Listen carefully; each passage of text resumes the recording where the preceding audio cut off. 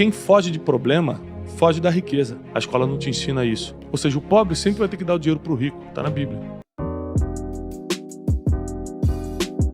É que o medo sempre vai fazer você tomar a pior decisão.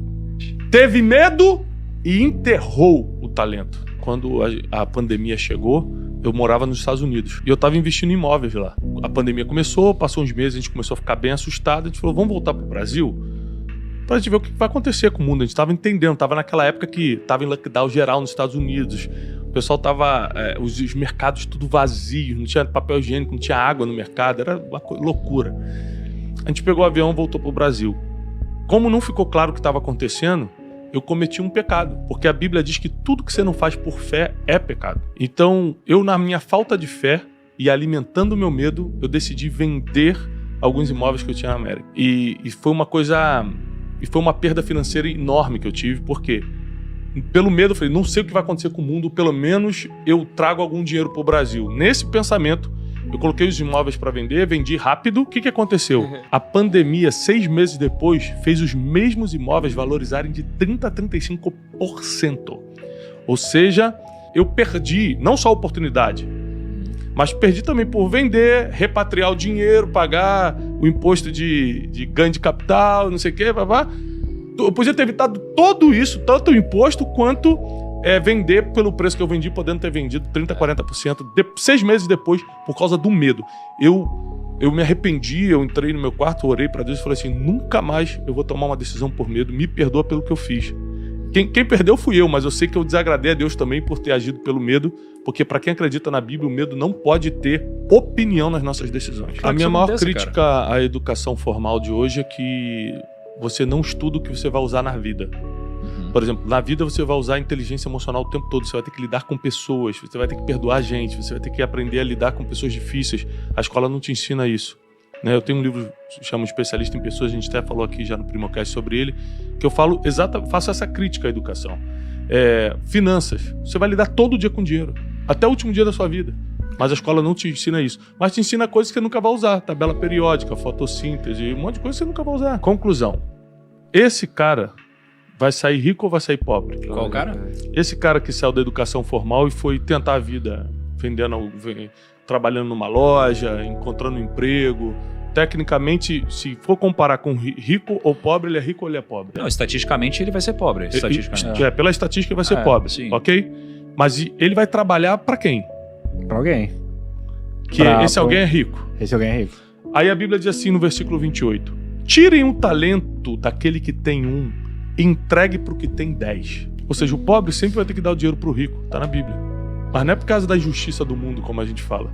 É porque ele não teve capacidade de multiplicar. Então ele vai ter que dar o tempo dele para quem sabe multiplicar. Vamos falar, então, para ficar mais suave? Você tem R$1 milhão. Você confia 1 milhão na mão do Teixeirinha, que é o meu filmmaker, ou você confia na mão do primo rico? Do primo rico. Você vai confiar 1 milhão na mão dele? Lógico. Entendi. Então, peraí. Quando você tem que confiar algo teu, você confia na mão do rico. Você confia na mão de quem administra.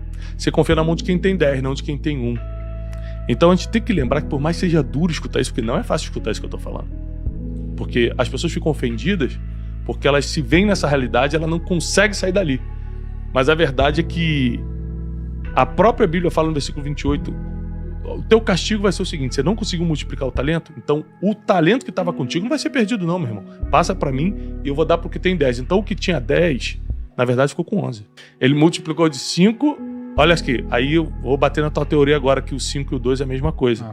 Por que Jesus não mandou, o Senhor da Terra não mandou dar pro que tinha 2, e sim porque tinha 5, que multiplicou para 10? Porque tinha diferença entre eles. Sim. Então ele tira do que tinha nada e dá pro que tinha mais. Então, voltando, quem tem mais vai ganhar cada vez mais, quem tem menos vai perder o que tem. O que muda o nosso jogo? Thiago, tô entendendo. O que muda meu jogo, além de ter fé em Deus? Aumentar a sua capacidade.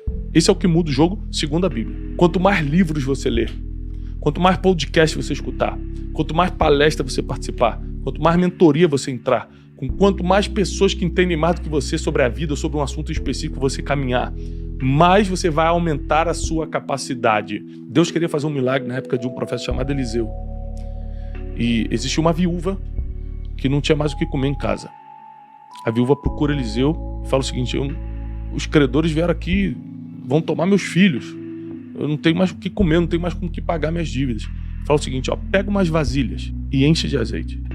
Aquela viúva sai pegando vasilha com os vizinhos, e enquanto ela trazia vasilha, o azeite enchia. Então era uma multiplicação sobrenatural que estava acontecendo, porque o azeite valia muito dinheiro. Então ela estava com várias vasilhas de azeite. Aí a Bíblia diz assim, quando acabou a vasilha, o azeite secou. Parou de encher. Ou seja, enquanto você tem capacidade de armazenamento, o milagre pode acontecer. Quando para a sua capacidade, a bica espiritual fecha. A torneira espiritual fecha. Então, tanto levando para o lado espiritual, quanto para o lado natural, quanto maior for a sua capacidade, mais oportunidade, mais chance você vai ter. Você concorda comigo, Nigro, que uma das habilidades que diferencia quem tem sucesso e quem não tem é a capacidade de lidar com pressão? Acredito que Se sim. formar no caos, né? Com certeza ajuda. Tipo assim, se pintar um problema agora, assim, caramba, deu um problema na empresa, você vai lidar de uma forma, um cara que não tem um negócio do teu tamanho, que não trabalha que você trabalha, vai lidar com outro, cara vai infartar, com coisa que você vai resolver em uma hora.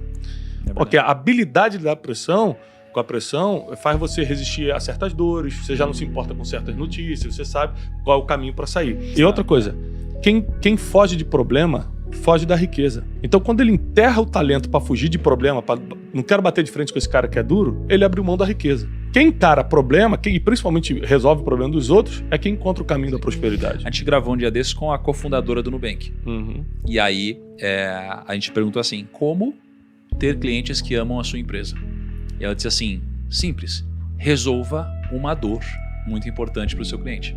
Né? Então, assim, fugir de um problema significa fugir da resolução de uma dor. Uhum. Não é? E se eu conseguir resolver uma dor, eu tenho também um prêmio muito alto.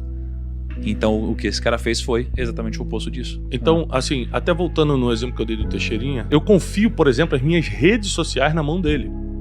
Ele posta coisas lá, ele tem acesso total, eu confio nisso dele. Mas eu não confiaria meu dinheiro, não por falta de confiança, mas porque provavelmente ele não teria capacidade para administrar dinheiro. Mas para administrar a rede social ele tem, mais do que eu. Por que eu tô voltando nisso? Porque as capacidades são por área, gente.